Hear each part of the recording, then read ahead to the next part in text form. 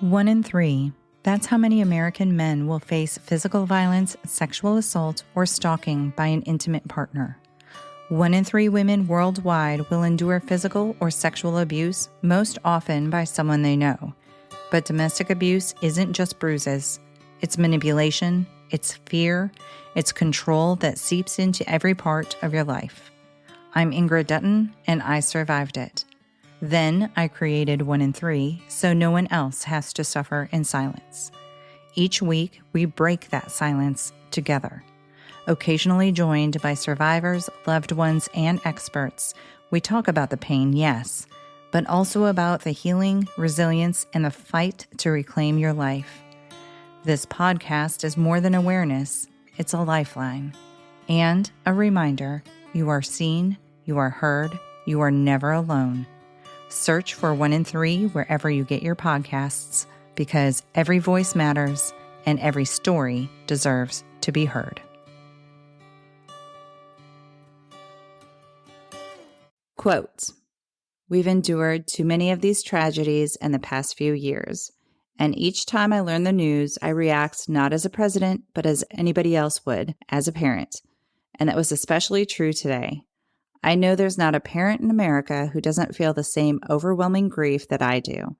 As a country, we have been through this too many times, whether it's an elementary school in Newton, or a shopping mall in Oregon, or a temple in Wisconsin, or a movie theater in Aurora, or a street corner in Chicago. These neighborhoods are our neighborhoods, and these children are our children, and we are going to have to come together and take meaningful action to prevent more tragedies like this, regardless of the politics. This evening, Michelle and I will do what I know every parent in America will do, which is hug our children a little tighter, and we'll tell them that we love them, and we'll remind each other how deeply we love one another. But there are families in Connecticut who cannot do that tonight, and they need all of us right now. In the hard days to come, that community needs us to be at our best as Americans. President Obama."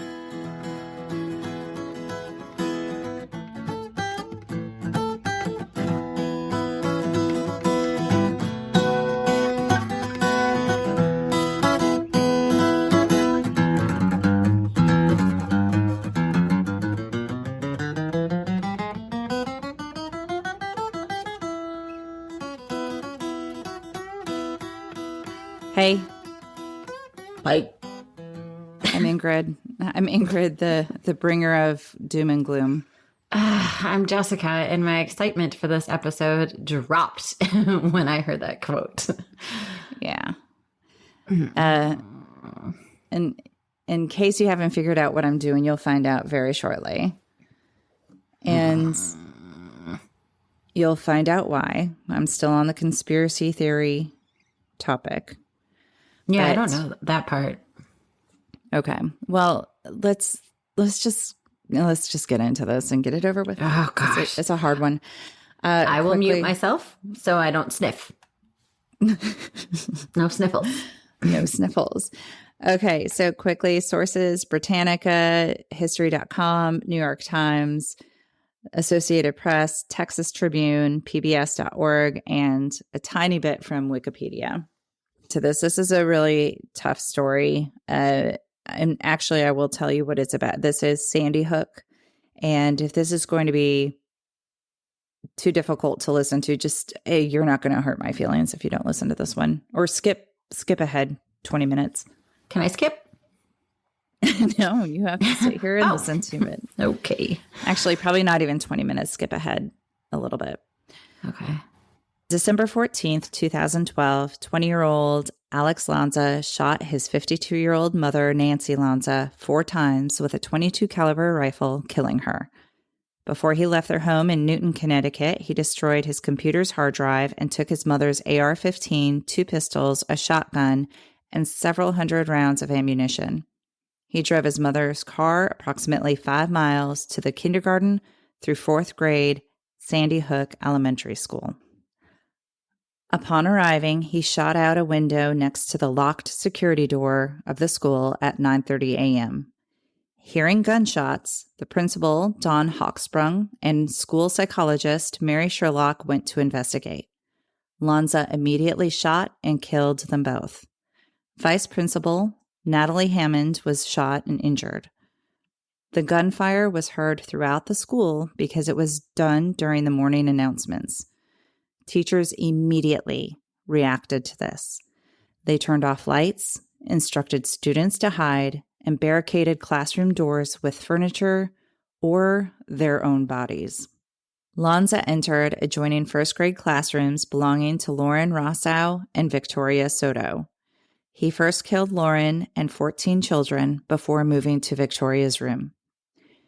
She had hidden her students in a closet. She attempted to mislead Lanza by telling him her students were in the auditorium on the other side of the school.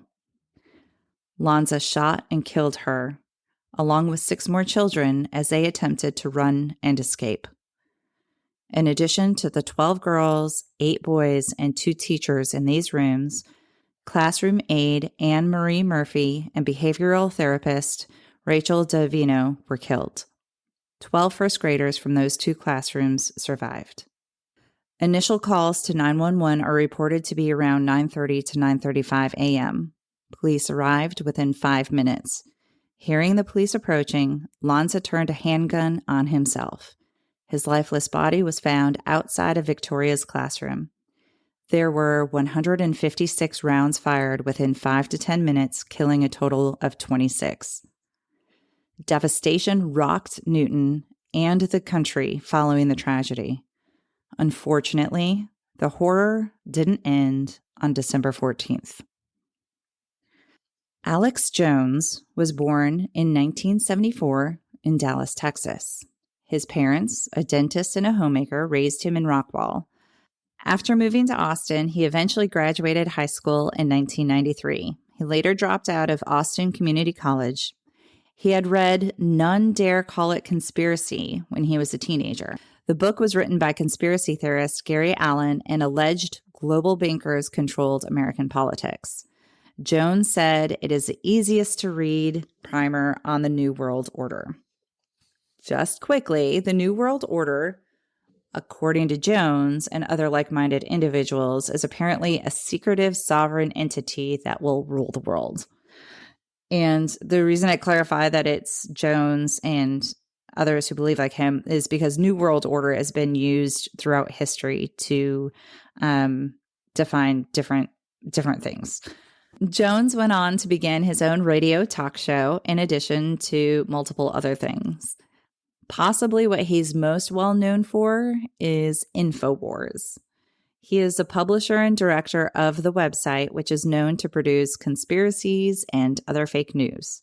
He is an extreme right-wing individual with great concern over gun control. The Sandy Hook massacre occurred in an age when the internet was at everyone's fingertips and social media specifically was the focus. More than half of American adults were using social media at that time. Theories began to arise with concerns over governmental control over firearms. One theory was that Newton, Connecticut assisted in arranging the massacre to help President Obama push for gun control. His call to take meaningful action, as I stated in that intro quote, propelled this idea. Another popular belief was that the entire event was staged. The belief was that each parent, each sibling, every spouse, friend, and neighbor of the victims and survivors were actors. The victims themselves were fictional characters who were either actors themselves or they never in fact existed. What? Talk about belittling people's pain and loss. You fuckity fuck. Is this Jones? Is that who's? Alex Jones did not. I don't believe he came up with the theory, but he's the one who took it vocalized to it. Extremes. In 2014, using InfoWars as his platform, Jones proclaimed the tragedy never occurred because there were no murders reported in Newton, Connecticut in the uniform crime reports. He called the victims child actors. The reality of the matter was that because the state of Connecticut led the investigation, the murders were listed in the state records.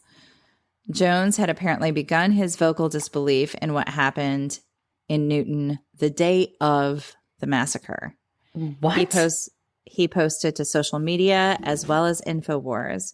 And the years that followed, he had been banned from many social media platforms. So finding out exactly what he said, it was a little bit difficult because I couldn't find anything.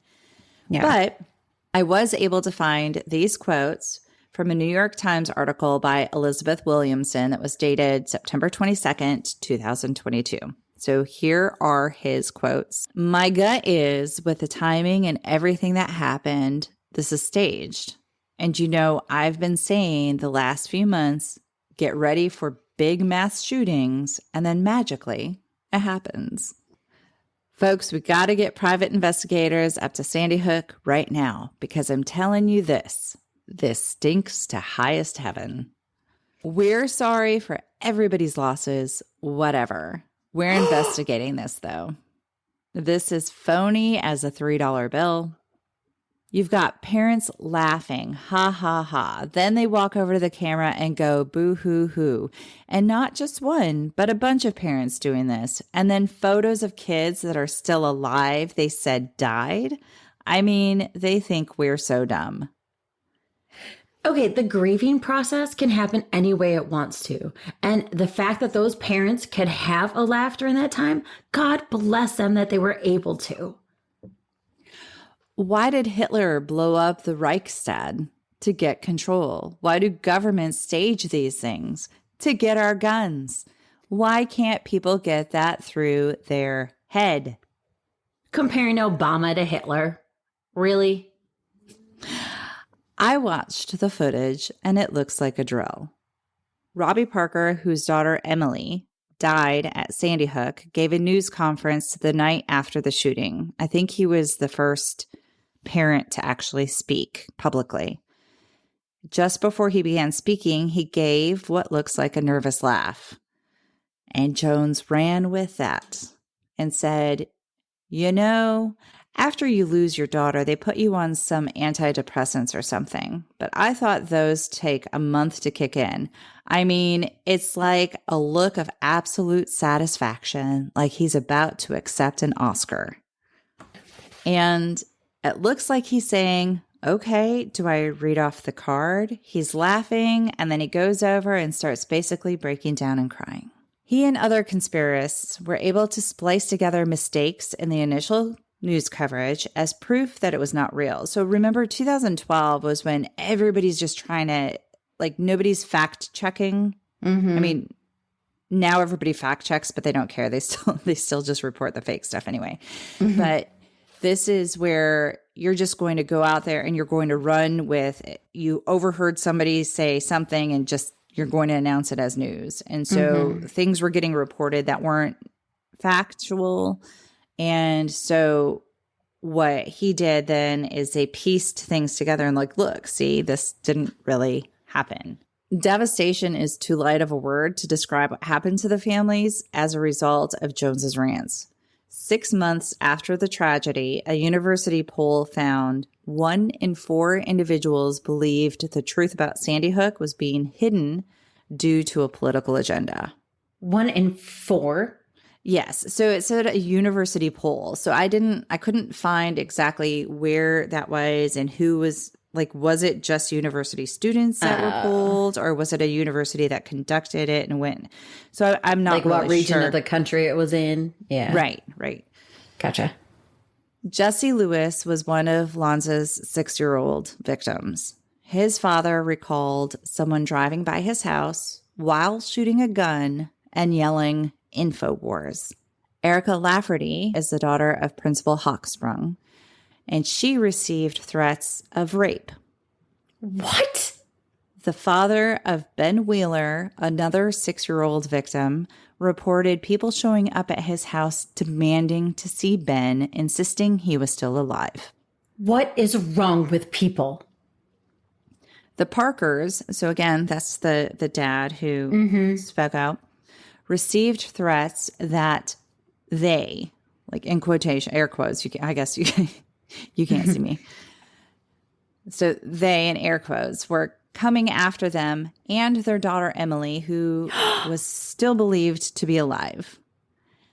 They called her a whore. Like, my cheeks are red. I'm so mad right now. Robbie Parker was confronted by a stranger across. So remember, this happened in Connecticut.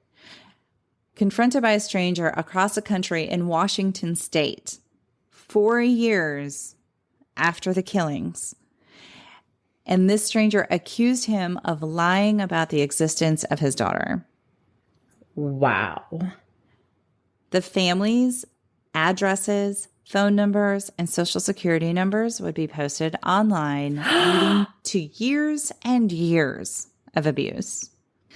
Lenny Posner was a big focus of harassment because of his strong vocal stance. Photos of his son, Noah, who was Sandy Hook's youngest victim, were snatched from posts he and his family had online. Those photos were defaced and used in attempts to prove the tragedy never happened. Despite even death threats, Lenny was not going to back down. He took on InfoWars and he had videos successfully removed from YouTube.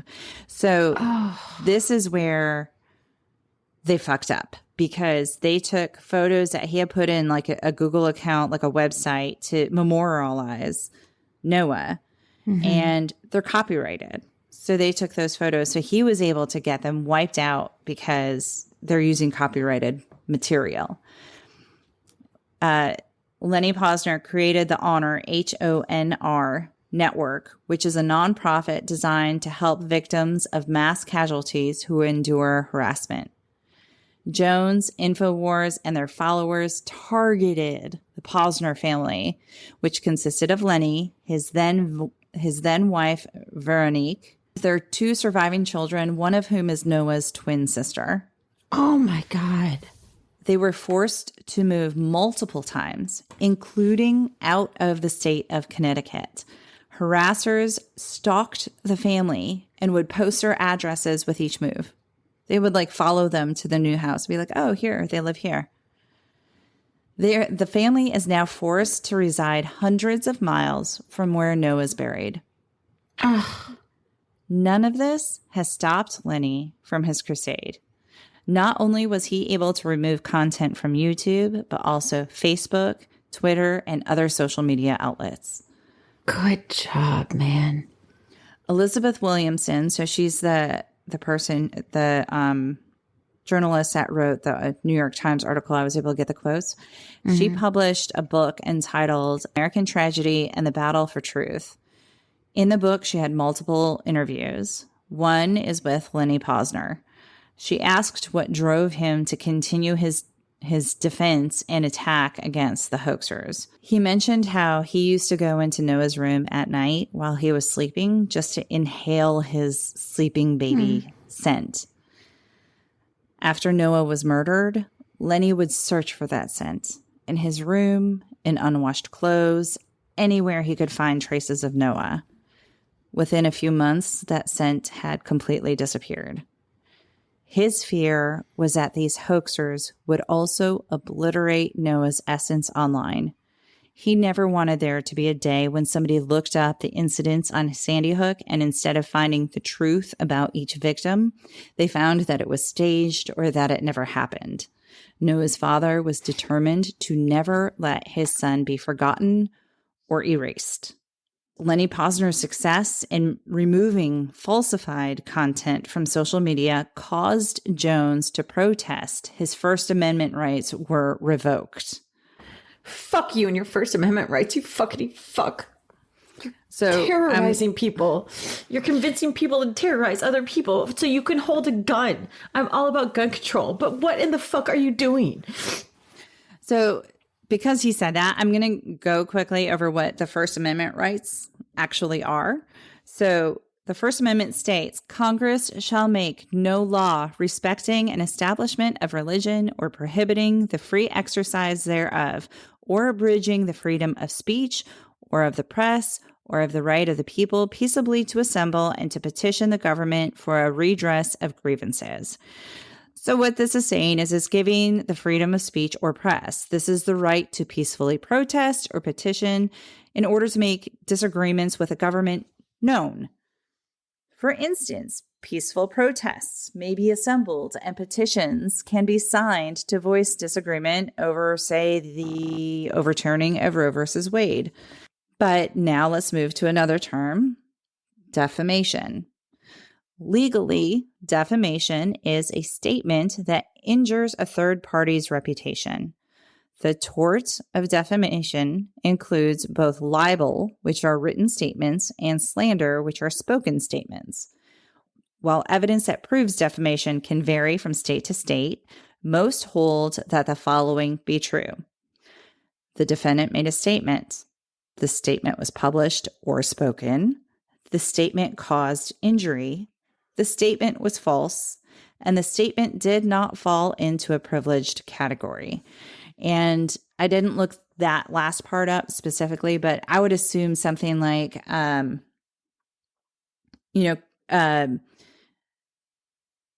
religious matters, if somebody is doubting that Jesus is the Son of God or that, somebody else is a prophet, it's kind of privileged matter because it's a religious-based belief.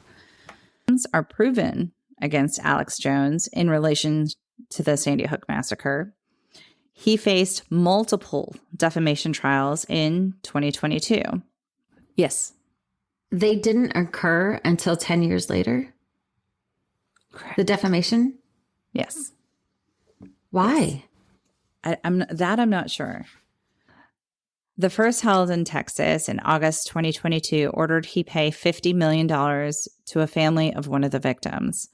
He initially showed up to this trial with duct tape across his mouth with "Save the First" written over it. I hate this man. So again, remember what the First Amendment says. It's freedom of speech. It's not freedom to spread lies. Mm-hmm. So even though he showed up with his duct tape stating that, in his testimony, Jones admitted it was irresponsible to declare the massacre was a hoax and now believes it was real. He was quoted as saying, "Especially since I've met the parents, it's 100% real." He's type of that narcissist fuck that can't trust anyone else unless they say it themselves. Like, no, you know what? I know better than you. I know what really happened. No, you fucking don't. Well, and I couldn't find, I had like a million pages opened on my computer. And in one of them, I had seen that he recently said, well, we still don't really know what happened in Sandy Hook.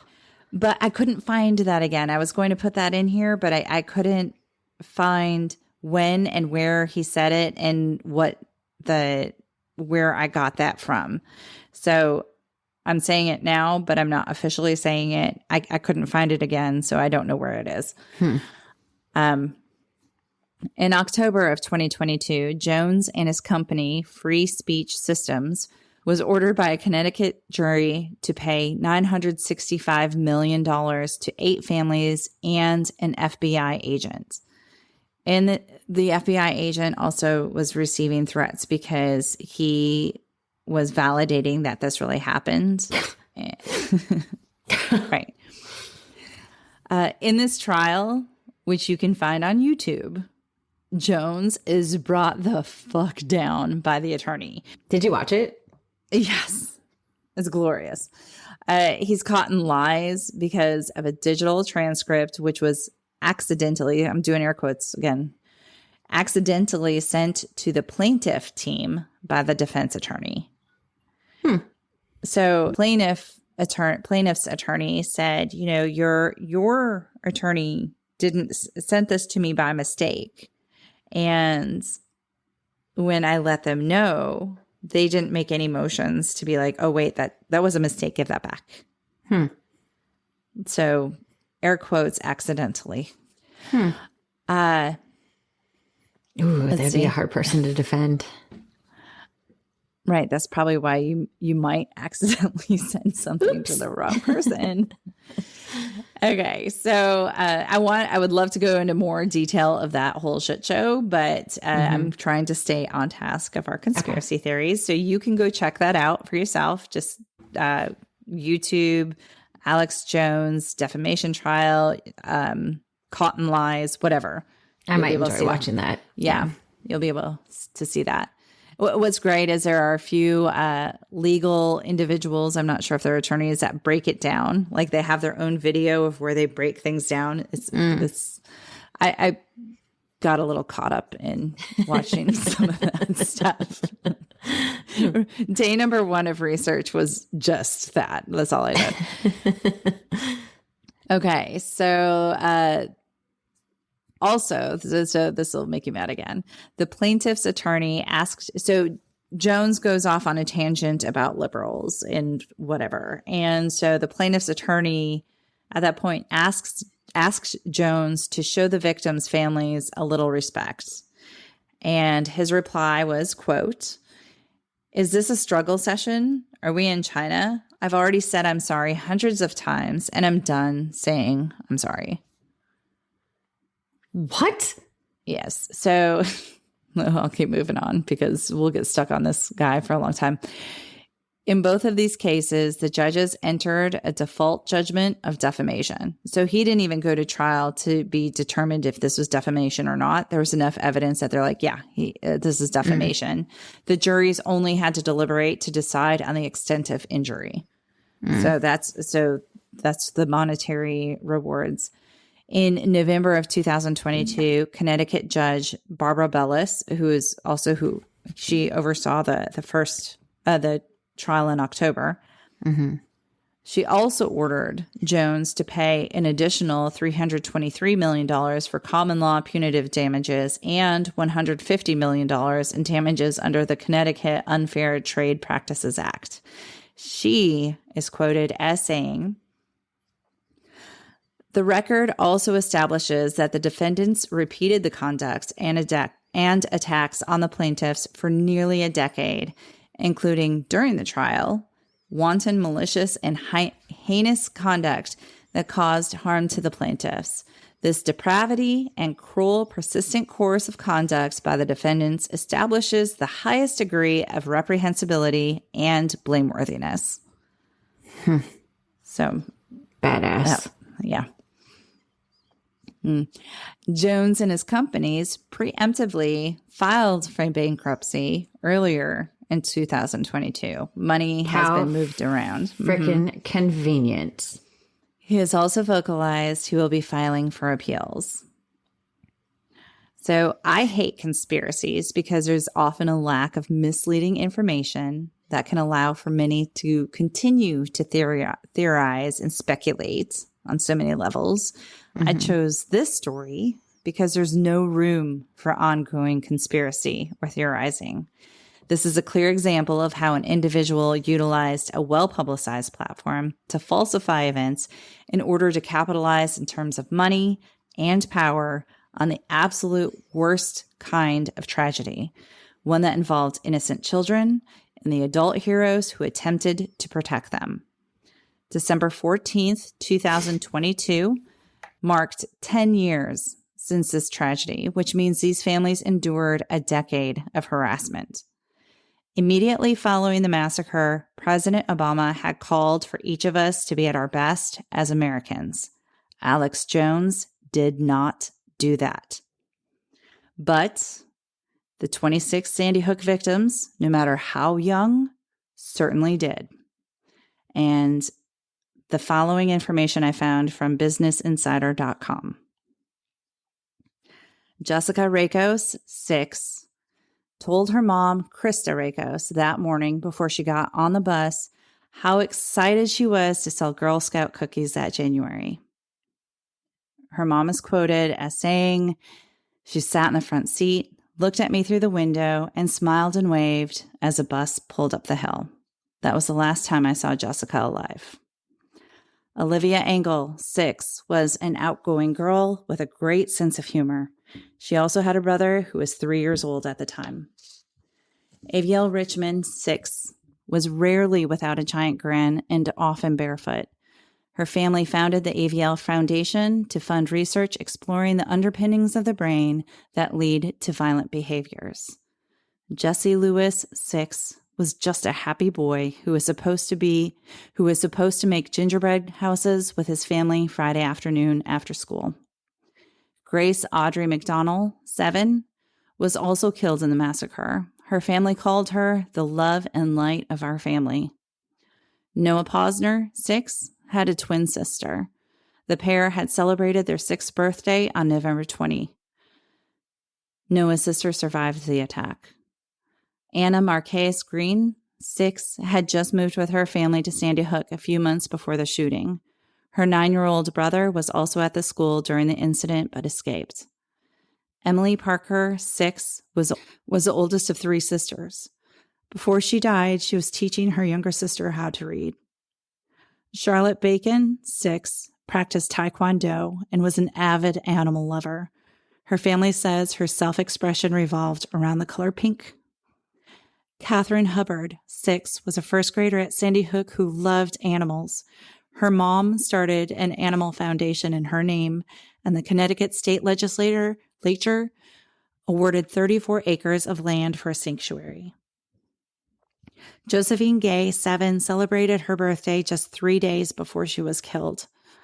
Her parents have set up a fundraising campaign called Joey's Fund to help other families who have kids with autism. Daniel Barden, 7, was an old soul.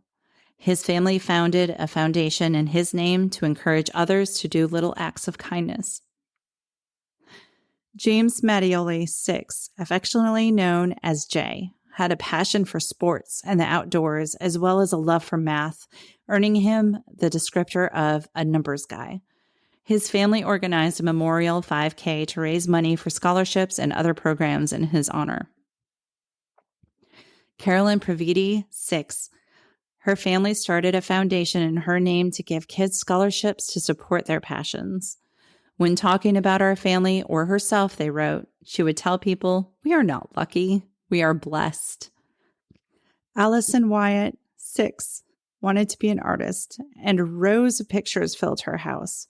Her parents wrote that they found a picture Allie had drawn for her first grade teacher, Miss Soto. It read, "I love you. Love, Allie." Dylan Hockley, 6. Mother Nicole Hockley is a co-founder of Sandy Hook Promise and said this, "I called Dylan my butterfly because of how he loved to flap his arms when he got excited, full of innocence and joy, unadulterated joy. I once asked him why he did this, and he said, because I am a beautiful butterfly." Madeline Sue, 6, loved music. She was always in motion and did everything with enthusiasm and determination.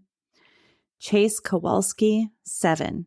He was a fun-loving, energetic boy that had a true love of life. His family started a foundation which organizes a series of races and athletic activities each year. Jake Pinto, 6. A gregarious and energetic boy who wanted nothing more than to be big enough to play football and to read an entire book on his own without any help sounding out words. Benjamin Wheeler, 6. Benny, as his family called him, was a funny and very active boy who is obsessed with lighthouses. Victoria Soto, 27, died while trying to protect her students. Soto put her students in a closet, and by doing that, put herself between the gunman and the children. Lauren Rossow, 30, was a full-time substitute teacher at Sandy Hook Elementary. She had started working there just weeks before the shooting. Rossow had made cupcakes that morning to bring to a party that night. Dawn Hawksprung, 47, was a principal of Sandy Hook Elementary. She was always enthusiastic, always smiling, always game to do anything. Mary Sherlock, 56, was a school psychologist. She was only 1 year away from retirement, after which she and her husband planned to spend the time in their cabin along upstate New York's Finger Lakes. Rachel Davino, 29, barricaded the classroom to try and keep the gunman from getting to the children. Her boyfriend had asked her parents' permission to marry her days before the shooting. He was planning to pop the question on Christmas Eve. Anne Marie Murphy, 52, was a paraprofessional at the school who worked with a boy with special needs.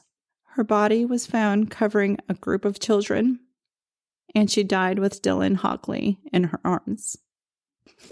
And those are all the true victims of the Sandy Hook massacre and the story of how Alex Jones tried to destroy all of their memories.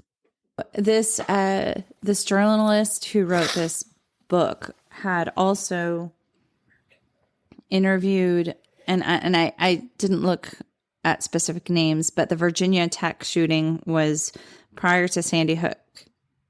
Well, actually, I think even past Sandy Hook is the biggest school shooting, biggest massacre in American history. And I don't know if as a family member or a survivor that was very vocal about gun control following that. And this journalist asked her, I believe it's a female, do you mind scrolling through your social media and any emails and anything else that you could have gotten to see how much harassment you received after this shooting? And she's like, I'm not seeing anything. I'm just seeing condolences. And that was 2007 or 2008 was the Virginia Tech shooting.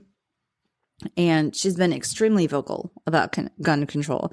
So that's the difference between 2007 or 2008 to 2012.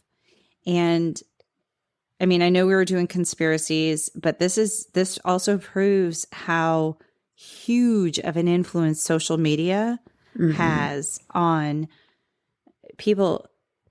I mean, you're kind of used to reading, I guess before this, you read the newspaper and you assume everything you're reading is true. You know, it's published news.